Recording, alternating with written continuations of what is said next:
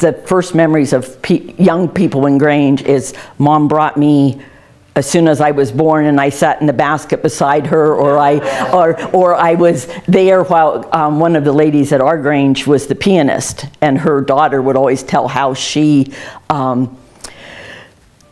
brought her, and she'd sit beside the piano while Mom played, and they'd keep going. So, but I am the county deputy, which kind of oversees and is the link between the state and the local Granges. We originally had 38 Granges in Columbiana County. We are down to 4. But many counties have none. So we're happy that we have that many, and ours are all still relatively active. We have Mile Branch in the northwest corner, Unity is in the northeast corner, and then Lisbon is right outside of Lisbon, and Willow Grove has sold their hall, but they meet in homes or restaurants in that area. So they're all active. Many of the Granges give up their hall because the hall is the part that costs so much to maintain, and if you're maintaining it, then you don't have the money to do the community service and the other projects. So that's why. The numbers of the Granges started with number 1 in 1874 in Ohio.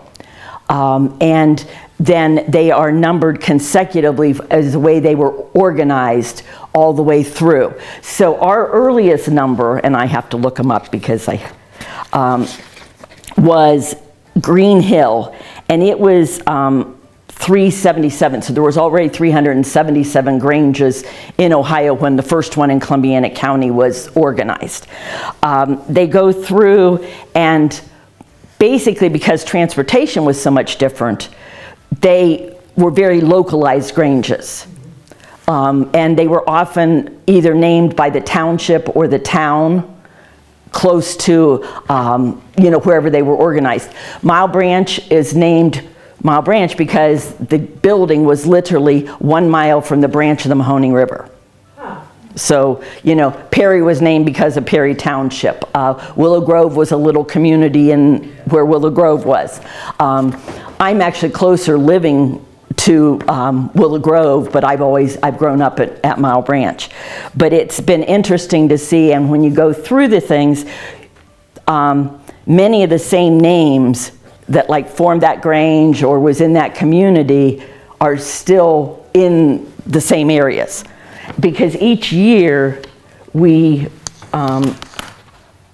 printed rosters, and it'll have the people who were in charge of each Grange and the different schedules and that kind of stuff. So I brought some of those that you guys can look at.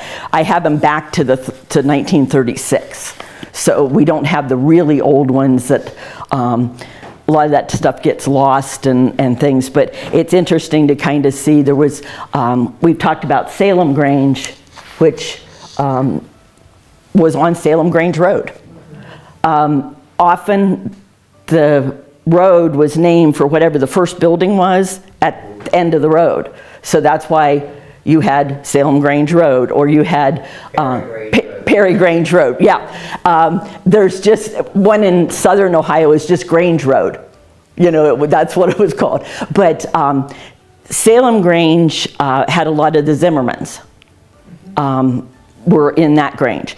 And I can remember Willie Zimmerman, who was master or president for years there. He never changed.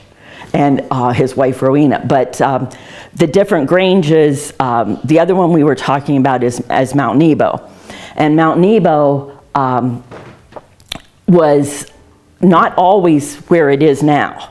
And where it is now was on 45 going down to Lisbon, just north of St. Jacobs Logtown Road. So is that Bailey's Law? Yes. Mm-hmm. Yeah. It's when they sold the Grange to... There's a church in there. There was a church there for a while, yeah, but it's... But Betty's... Jeff. Is it son? Yeah, I always forget if it's son or grandson. That's why I have to stop and think. But that was how they transfer that. Many Granges too, when they close, they don't just close.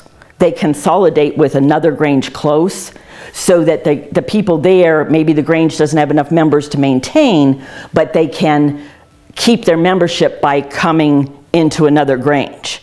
And that helps, it helps the other Grange because you get some new members. Mile Branch now has members from, I think it's 7 different Granges. As different ones have closed or people have moved and that kind of thing, we acquire members. Some of ours have come by marriage too. The kids who went to youth camp together across the state started dating and then got married, and so we have couples who have come into it. And if you look back in some of the history, we had 3 people that I know of that joined Mile Branch on the same day, but one of them got involved with a lady from Greeley Grange, so he demitted to Greeley Grange after many years. So it was interesting to kind of follow the history between that as to who had, where they started out and where they ended up and that kind of stuff. So a couple things that I also brought was Lisbon and a lot of the early things with songs and the ritual but behind the Granges were produced by different people. And Ohio had several people that did this, but Lisbon had George Armstrong, and he wrote a couple different songbooks, which is kind of neat to know that that's in our history as close as it is to his. And I'm going to leave one for you guys so you have it for the history, because I have double copies of the one, so I'm going to leave that so you can have it. But I thought it was interesting to know that they, somebody locally actually produced some of the early songs and that kind of stuff. So I've actually belonged since I was 5. And junior Grange years don't count into the total membership. And then in 1971 is when I joined the adult Grange or the subordinate Grange and have continued throughout that. So, and my family is a 4-generation Grange family. Now, am I right? 5 generation, I'm sorry. Because my grandparents belonged to Willow Grove, and then my mom and dad belonged to Mile Branch, and we still have, my brother and I belong. I have 2 sons and a niece and a daughter-in-law that belong, and then I have 2 grandsons and 2 great nieces that belong still at Mile Branch. So our family connection is there. Many of the Granges struggle to have young people. We don't have as many at our meetings, but we had them there willing to help and do the projects that we need and that kind of stuff. But a lot of the Granges have switched from, it started for agriculture and to help the farmers after the Civil War, but many Granges aren't even in the country anymore. They're in, more city settings. The other thing is we have very few farmers. So a lot of our focus has switched from being farming, even though the agriculture background's there, it's switched more to community service. So we do things like making pillowcases for kids in hospitals. We collect food for food pantries. We donate things to the fire departments and do a variety of things that way to help. One of the projects that Mile Branch has that I'm extremely proud of that is kind of unique is we have an allergy-free trunk or treat and an allergy-free egg hunt. And this all started because our grandson is allergic to peanuts. And he went to the first egg hunt with his dad, and they're opening the eggs, and you think about it, Snickers, Reese's, all the different candy bars. There was 3 pieces of candy he could eat out of all the eggs he had gathered.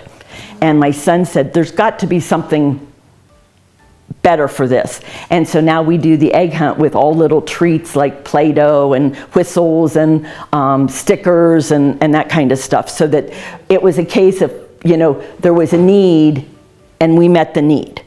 And we have had people come through and say, my child's never had a normal trick or treat, or a normal egg hunt because they might have celiac disease. We had one with a feeding tube. We've had just diabetics, which I shouldn't say just diabetics, but you know, they can't have that candy. So for them to come and experience a normal kid activity, all because my son said, hey, this isn't right, and what can we do about it? And then the Grange has continued. And so he's real proud though now, the grandson, because he's gonna be 13 this week, and he'll go, this all started because of me, you know. But when you think about it, that's the difference, you know. He really is, you know, we enjoy doing those kind of things. And Unity is having a tractor show this weekend where they work with another group who's bringing the tractors in. They're providing the food, so they make some money off of it, but it's a group working together. They've got the area to put it, and you know, some people don't have the facilities. So that's kind of the stuff that we do. So, but and I forget, you said Lisbon Grange is where you? Guilford. At Guilford, okay. So yeah, Guilford was interesting when we cleaned it up. It had gotten pretty bad. Yeah. So Yeah. it's been empty a long time, and Yeah, it just, you know, the door just hung open on it. yeah, and the windows were broke out, and Yeah. it had more coons in it than it had anything else when we cleaned it out. So, I have really good memories of it though. Mm-hmm. Jerry DePone held an auction there, and so we had the kitchen. We sold pie and sandwiches and stuff, and I learned how to make pies and things. The one thing about Grange though, for me, is all the fun stuff to do was the stuff the guys got to do. Women had to cook. And the recipes were for very experienced cooks that knew like how to combine things and that these lists of ingredients, and I guess you were just supposed to know how they went together, and all those ladies knew how they went together except me. There was some kind of bread or thing that we were making the one time, and I guess part of it was supposed to be for a topping, but like I say, it wasn't. I need real clear step-by-step directions, and so there was everybody else's perfect little loaves and my flat thing that didn't rise. But you know, on the other hand, my kids, my girls, they were real young. They would have been, they like about 10 and 12. okay. And so they learned how to make change, they learned how to, you know, wait on people and stuff, you know, to this day they remember that, you know, and said that it really gave them a lot of ability to, you know, to be in the public and that. And we had interesting speakers and things came in and stuff and had some neat programs. It was, my naturalist came in and brought snakes. Charlene Farmer was not impressed by it. Her two little girls were twins at the time. They were just little, and they really liked the snakes. But Charlene said that when she saw them in her yard, she chased them down with her lawnmower. Yeah, I can relate to that. Snakes are not my idea, you know. And the other thing I really remember is we had like some sort of a Christmas deal, and we were honoring traditions around the world, and so I got this bright idea to dress my youngest daughter up as St. Lucia with the candle on her head with real candles. And there was no accident or anything, but I look back on that. She remembers it. She said she was scared to death that the candles were going to drip and catch her on fire. Well, and you talked about the cooking. Grange has been known for putting out cookbooks. And actually, if you look at the cookbooks, they're some of the worst ones for making the foods, because they'll say like fat the size of a black walnut, you know, or, you know, that they still use lard, or they'll tell you to cook it in a hot oven. Well, what is a hot oven? You know, that's probably when they had a fire in the oven and not, you know, so you have to be really careful with those. We'll have people say, oh, I want to give it to, you know, somebody for like a shower gift. And I'm thinking, you better give them something that's a lot more explanation than that, because, you know, they don't have all of the directions and those kind of things. Or they'll tell you a large can of something, well, can sizes have changed, and, you know, just different things. Yeah. But over the years, there's been many, many, many Grange cookbooks printed, and sold, and they were fundraisers, and the state Grange did it for years, and it produced a scholarship fund. So there's a variety of things that do happen. So is there still a state Grange? yes, yes, we have close to 90 Granges in the state right now. I actually sit on the state Grange board of directors. And meet monthly, and then we meet yearly for our convention and that kind of stuff, yes. And the National Grange is still active. Some of the Granges states are growing, other states aren't. It just depends on who you get in the leadership, and if you get a couple people pushing to get some new Granges started, so. That's good to know. Yeah. It's good to know. 90 seems like quite a few. Yeah, and we had been in this, let me think, in the 80s, we were still at around 400, so we've lost a lot. What happens, and this is on any organization, with like Ruitans and lions and, elks and those kind of things, when you have that one person or two people in the organization that's the glue, and when something happens to them, you don't have the glue to hold the others together. Yeah. And, we've had, unfortunately, we've had times that people will say, we don't want new members. Do we have to take them? And we're like, do you want to survive? Yeah. But, and that kind of things. But Churches are the same. yes, they are. People that get irritated with a crying baby, well, let me tell you, if you don't have crying babies, you got a goddamn church. Right, and that's the way we kind of look at it, So, it's important to have the kids. Our state youth camp is going on this week. They're down in Hocking Hills. Now they used to have a camp. Now they only need a cabin, So, but the kids have fun. They get together. They see each other and that kind of stuff. So, I think it's just good. I have friends across the country from Grange connections, and my son, he was, when he graduated from Akron, he went into the Air Force, and he was stationed in San Antonio, and he was able to go into a Grange in San Antonio and be part of Grange down there while he was in San Antonio, because one of the girls that he had grown up with going to national conventions was a member there.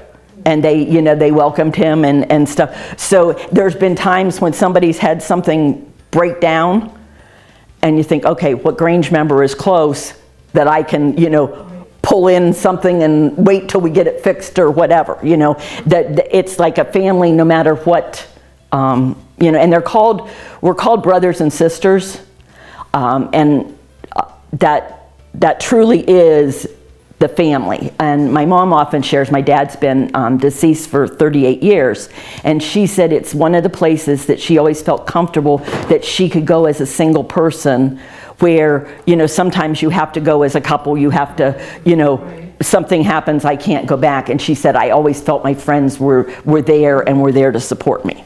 So it's really good that way too. That's about what I have, unless you guys have more questions or How did you get involved in this whole Grange history? Living it, just living it. I was what's called a princess, where the different people from each county went to compete to be the state princess, and you used to have to study history and know some of the facts about, so it's been there. I've just kind of been ingrained in it and that kind of stuff, but with the history, and as we clean out different things, that's how I've accumulated some of this, because it's like people don't want it, and I'm like, but I don't want to get rid of it, so I keep hiding it in a box in the house so my husband doesn't know how much is there, but and a lot of it's stored at our Grange too. But I would invite you, if you're down at the fair, we will have fair booths in the government building, which is up at the top of the hill, and we try to maintain that to still get our word out to that people know what Granges are doing and that we are still active that way. So. Well, Diana, you've been so active in the Granges. And you have a whole nother section of your life that you've been involved with community and students and all that, and I think you'd like to hear about that too. Well, my degree was in home economics before it changed names. I actually substituted for 12 years. And was ready to get out of teaching because I said I am not substituting again. And then I got a job at Alliance Adult Education doing, it was called Transition Services, where I would help the adult students who were getting their training how to write resumes, how to interview, how to dress. One of the things I had to do was help a lady get her false teeth fixed because she wouldn't wear them and she couldn't get in. So it's just a variety of things. And then I finished my career with 15 years teaching home ec at the middle school at West Branch. I did bring a history of the state Grange. This is the 75-year history. And then I brought the 100-year history too, if anybody wants to look at those. And all the different rosters, like especially with the Granges you were involved with, but if you look, you'll see some of the people's names and that kind of stuff in the different, rosters and stuff. Most people join Grange because they know somebody, or they come and work like at a project. Say they'd come and help at our egg hunt and say, boy, this is something I really want to do, so I want to join. We have some people who are more than willing to come and help us, but then they don't want to belong or be a member of something, but every time we call them and say, can you do this? Yes, like I explained, we have members now from Baird, which was in Minerva, who joined with Mile Branch so that they could keep their membership, but a lot of them lived in the Salem area anyway. Mile Branch tends to have right now quite a few living at Copeland Oaks. So, but it's convenient, they can come down. So we used to do what was called a traveling project, and one Grange would go to the next Grange and take like the program, and then the next, and you'd rotate all the way around. So you would see all the Granges. I remember doing that. Yeah, and you really saw a lot of people and got to keep in contact with them. There's, a lot have been very important in my life, informing, when they showed their dedication and that kind of stuff, it made you want to say. And on a personal note, I didn't share this. My mom was actually the first female state president or master for Ohio. She was elected, and we've had one since then, but she was the first one, which for a long time, and this is going to sound kind of sexist, but it was the old boys club for who was going to, especially in Ohio, but she was the first one to be able to serve that position. So this map is kind of fun to see where they were, and there's the 22 of them. It doesn't have all of them, and some of them, of the old ones that aren't on this map, I'm not sure where they were unless you can identify it by a township or a town to know where they actually were. Yes, some of the ones that were older. Green Hill, I have no idea, and Union, Rising Star. And like there was actually a Palestine and a Unity, which now you wouldn't even think of having two Granges that close. But there was a Homeworth and a Mile Branch, and they would have been within. I remember Mile Branch. Yeah, well, and Mile Branch is, we're still there. But Hillview, I have no, and Star, I have no idea where they were. At Mile Branch, we had a very active junior Grange when I was young.